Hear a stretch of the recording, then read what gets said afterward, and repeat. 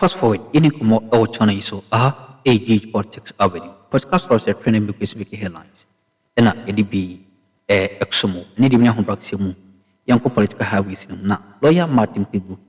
Ede nano ato Kpandai election rerun no. And what track say voter Honorable Matthew Nyandam. It means accumulated 3,700 votes. Court actually say, Sa votes no, and a votes no, Nina and fat a pampaso. The same tea, and I was a young to abandon for fraud. Now, ye just have votes now when ya and so et me say, there will be a waiting me a dinkunim with this margin there. Any possibility of waiting me as I win a high was a debby. Yes, I net. Sa votes Nina no, unti me so intimate say. Ubet me asa bon homodi inya sabus ni bimu because court aka say sa numbers na wonya ni nyina no enye temamufu a omu ewo ho ene de omu pe eto aba edema wo ne mom no ofa kwati kwan bi so ene odi nya election no nti wontimi enyina so enka say with that huge numbers na wonya ye na odi win election no nti no obetimi assign afabi papa na kan simbebre who be here say, it will borrow money any day about age politics avenue. Mr. say, young for in seminum, a bra with the 4 atrocity. Now, more Emma in Shomu Yepa, age politics avenue. But that's why I'm young for in seminum. Itself has voted over time. And how the two parties have held on to the constituency. The largest margin of victory we saw was actually in the year 2000 with the NDC candidate as well. That's one very instructive development in there. But you see it dwindle over time, and the same with the MPP as well from 2012 down to 2024. Yeah, so good. You know, the win, as you will find there, that's 3,000, let's just call it 3,700 votes, right? These are mostly what have been wiped out through the court order. That's the court ruling that, look, what happened is illegal, so we should, they should go for a rerun. So, based on it, you see, we're going for a rerun because laws were broken. So it should tell you that there may be, it was due to shenanigans. In actual fact, that's what the court has held. That's what the court has held. These votes that Nyandam got, etc., you attribute to voter fraud, etc. So once there is voter fraud, etc., it's difficult to say that he should win again. Because that's the reason. The reason is that, look, things didn't go well. Laws were broken in order to help Nyandam win. And so, since we're a country of laws, there should be a rerun. So I'm not able to rely on the 3,734 votes that he got to win as basis to say that he will automatically win. No, at all. If he could win fair and square, he should have done so. But clearly, from the court orders, laws were broken. So how are we going to analyze for somebody who has broken the laws as certified by the court? It's a democracy. We trust our courts to do a good job. As it stands now, it's the court that's speaking. You see, so far, I haven't even heard the MPP fight about the judges' findings that laws were broken. Their cry is that the complaint, that the petition was about 41 polling stations. Why did the judge extend to the whole constituency? Well, when we get the full judgment, we will dissect that. But at least, so far from the judgment, laws were broken. And so, let's not analyze with broken laws. Illegality, how are you going to use illegality to analyze that a man can win, right? And then secondly, the second major point we should be looking at is that, you know, when it comes to reruns, now that it's clear that the NDC has a majority, one of the things that, one of the messages they will use is that, look, if you voted for an NDC candidate, his chances of being able to lobby for development, etc., would be higher. And, you know, all politics is supposed to be what? Local. It's about how the MP will bring about change. Yes, we know that MPs are not generally, under our current architecture, responsible for development, etc., right, in the constituency. But in practice, that is what they use to woo voters. They promise that, look, I am close to the president, this is my party, so my chances of being able to woo the government to be able to bring more development here are far higher than an opposition candidate. So let's wait and see. Like we say, Akroma from, so December 30th will come and then we'll see how it pans out. Thank you very much. And Akuffo on this. But Mr. Dankwa, you stated that the NDPP candidate is popular, but you didn't touch on the NDC candidate as well. Just a quick one on that, and then I'll come to you, Mr. Bento. You know, I said that because if you look at the performance of the president or how people approve his performance in the constituency, he's in above 60%. But his candidate is nowhere near that number. That tells you that the opposition candidate is very, very strong and popular. I see. That is the constituency we are showing you right now, Kpandai, and what's happening there on the screen. It's quiet, but there's a lot of activity politically. Mr. Bento. Yeah. There is a lot to unpack on this Kpandai issue. As for the numbers, honestly, the better graphic is the chart. It will tell you something. The NDC used to be very popular in Kpandai. Over time, the NDC has been losing popularity. All right? You see that? If you look at the previous one. Yes. And the MPP has been gaining. It's even clear here, yeah, but this shows you clearly. Sorry. Yeah, this shows you clearly. The green, which is NDC, they've been going down. And then the blue, which is MPP, has been going up.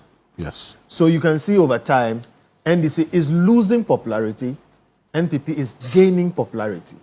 If you look everywhere else, you see this kind of trend. That is one. The other thing you should know is that Kpandai is nobody's stronghold. True. It's nobody's stronghold. In fact, if we are going to talk about strongholds, then Nyandam is getting stronger. All right, but I can say it's nobody's stronghold. That said, the power of incumbency will come to play in this by-election. All right. Question, why do we have a by-election? In an election, the people who vote are important, but the people who count are more important. Again, I say, this is because of the failings of our electoral commission. Yes, people who are going into an election will try and win fair or foul. The reason for an electoral commission is to prevent that. You have a situation where the fact that came into court showed clearly that people voted. In the counting, in the collation, in the management of the election process, we had a problem. This happens too often. And you have a situation where the electoral commission doesn't have a reason, they don't have an excuse for some of these things that happen. And for me, which is why we have been having issues at Imani with the electoral commission, and we are going through the processes to try and have them sorted out properly. But this is unnecessary. And if we had a more diligent electoral commission, we would have avoided this. Now, let me also explain why it's sad. I have no doubt that Nyandam won. You have no doubt? I have no doubt that Nyandam won. I see. But like Martin said, a court looks at everything and decides that because of the way the election was conducted, they should go back and vote again. And now, the will of the people can be overturned simply because the dynamics have changed and you have an NDC government. And people who are looking for development, whatever it is, are going to think and say, what can Nyandam do with regards to the president? Okay. On the other hand, what can the MPP person do with regards to that president? And clearly, it will shift things on behalf of the NDC. The question is it fair? Look, again, so I've spoken about the problems at the EC. Again, we have a situation in Parliament today. Okay, in Parliament today. Right, please. We are hearing all the fighting going on, and it's sad that we have that situation because it should have been clear. Look, the same principles regarding the removal of CJ Tokono are playing again. you have a situation where a matter is in court. It has not been properly, completely, finally adjudicated. We'll get into the legal aspect of things. Right. We will. It's a big part of the conversation. Right, yeah, it is. But you say that, there's always been that reference to the declaration of the courts about elections being won at the polling station. Whether fair or foul. If the interpretation of that particular statement made by the judges is anything to go by, then it should not be interpreted to relegate the integrity of the process, because then if elections are won or lost at the polling station, regardless of how you win, you must win. It has nothing to do with the integrity of it. You have to win because it's won at the polling station. The premise is wrong, and I've never accepted that elections are won at the polling station. All right? And I started with a saying that in an election, it is not so much the people who vote that matter, it's the people who count that matter. An election is done under law. From the first presidential petition, all right, I made that point, and I made it in several arguments, that elections are not won at the polling station. Are not won or lost at the polling station? No. You can have a voting at the polling station and win by 10,000 vote margin. When that vote margin is put under scrutiny of law, and it shows that the 10,000 people who voted for you were not eligible to vote, you didn't win. Elections are won after a final judicial declaration of who the proper lawful winner is. And that's extremely important, because we carry on with this business of elections are won at the polling station. And I remember saying that, look, that kind of mentality causes violence. People should stop it. Elections are not won at polling stations. You can win by 10,000. And it turns out that all the 10,000 people were minus. Okay? Absolutely. By force, you can think you have won on numbers. When it is put before legal scrutiny and a final judicial pronouncement is made on it, then you have won. So elections are not won at the polling station. Elections are won by assessing the validity of the votes. The credibility of the outcome. The credibility of the process. The validity of the votes. So please, I repeat, and I said this at the first presidential petition, our elections are subject to judicial pronouncement and adjudication. And when we get to the issues about the law, look, in a country of laws, in a constitutional republic, okay, if you want to respect this rule of law thing, we better get to grips with it and stop this business of elections are won at the polling station. It is they who count, and they who count is about how they count. That is how it is. And that's what is playing out here. Nyandam won, wide margin. If elections were won at the polling station, Nyandam won at the polling station. But somebody says that no, when you look deeper and subject it to legal scrutiny, Nyandam didn't win. So how do you tell me that they are won at the polling station? Elections are won or lost after a final judicial pronouncement is made on the process and the outcome. And you have the various players in the election not contesting the outcome if the outcome is with integrity. Not and contesting. The process is with some integrity. No, it's not about not contesting. They have a right to contest. It is after the contest has been adjudicated and determined. So it is proper for you to contest. Yes. But it is after it is adjudicated and determined that you know whether you won or lost, which is where I was going to. Yes. The point about what is going on in Parliament and the fact absolutely. that all these things, boil down to law. It's a fundamental point you made, because you see, then when this happened, and that's why I brought in that refrain we always would hear. Politicians reference that elections are won or lost at the polling station. Yes. That is it the declaration or that statement by the judge that is wrong, or the interpretation and application within a particular context that is wrong? So, a judge has judicial power to make a declaration. But judges don't just make declarations. They look at the facts of the matter, and then they look at the law. And then when they put the facts and the law together, they make a declaration, and that is what is final. So you have 10,000 votes. One person got 7,000. The other person got 3,000. Those are the facts. The judges take the facts, and then they look at the law. So the person who got 7,000, it can be proven under scrutiny in a court that 3,000 of those votes were not eligible. When the judge applies the law, that person who got 7,000 will lose 3,000 and end up with 4,000. What it means is that the 10,000 people who voted, only 7,000 or so were valid voters, and he got less. So he loses, regardless of the fact that on paper at the polling station, he seemed to have had more. Now, it is for them to contest, and it's for the judge to make a final pronouncement based on the laws of the land. This thing is something we all must understand. Now, if somebody doesn't have, or doesn't agree with that kind of arrangement, it is for them to have their lawyers together and then challenge it all the way to the Supreme Court and let that process be gone through. Because we all know, as lawyers, there are cases that are lost at the Circuit Court, at the High Court, at the Appeals Court, and overturned at the Supreme Court. And that is proper, because human beings game things. People are naturally like that. First, for your own self-defense, and next, for your advantage. Absolutely. If there is a loophole there, they will do everything, especially in politics, all right, to come out tops by fair or foul means. That's why courts exist. So again, that saying that elections are won at the polling station is flawed.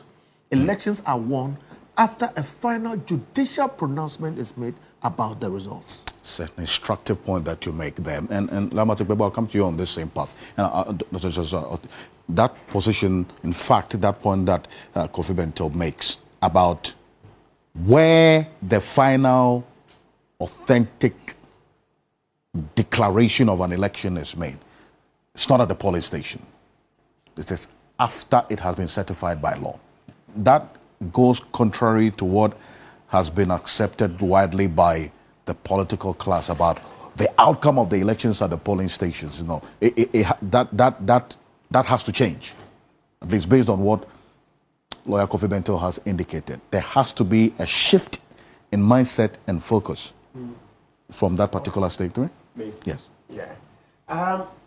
You see, it's about effective communication.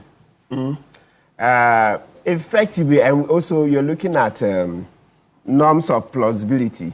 Saying that the elections are won at the polling station it has a certain meaning. It's because most of the time.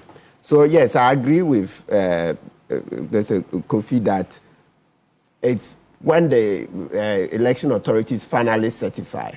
But most of the time, so look at the 2024 elections. How many of them have ended up in court? They are far fewer.